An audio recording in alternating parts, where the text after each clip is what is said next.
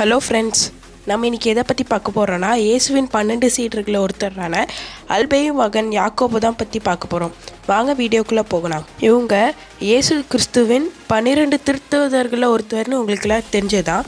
இவங்க அல்பேயுன் மகன் யாக்கோபுன்னு அனைத்து ஒத்துமை நற்செய்தி நூலில் திருத்துதர் பட்டியலில் இடம் பெற்றிருக்காங்க.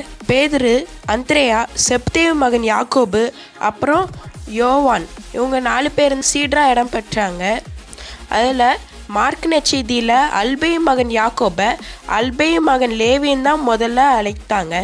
இவரை பற்றி விவிலியத்தில் அதிகமாக இடம் பெறல.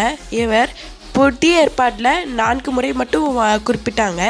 செபதேயுவின் மகன் யாக்கோபிலிருந்து பிரித்து காட்ட உங்களை சிறிய யாக்கோபு இல்லை சின்ன யாக்கோபுன்னு அழைக்கப்பட்டாங்க. மார்க் நற்செய்தி 15:40 இப்பேர் அவங்களுக்கு கிடச்சிருக்கு. இவங்க கெட்ஸ்மனி தோட்டத்தில் தான் அல்பேயு மகன் யாக்கோபா குறிப்பிட்டாங்க. இவங்க பாரம்பரிய எகிப்தில் மறைபணி ஆற்றும் போது தான் சிலுவையில் அறையுண்டு கொல்லப்பட்டாங்க. ஓகே ஃப்ரெண்ட்ஸ், இதுக்கு மேலே உங்களுக்கு நிறைய சீடரை பற்றி தெரிஞ்சுக்கணுன்னா மறக்காமல் கமெண்ட் பண்ணுங்கள். தேங்க்யூ.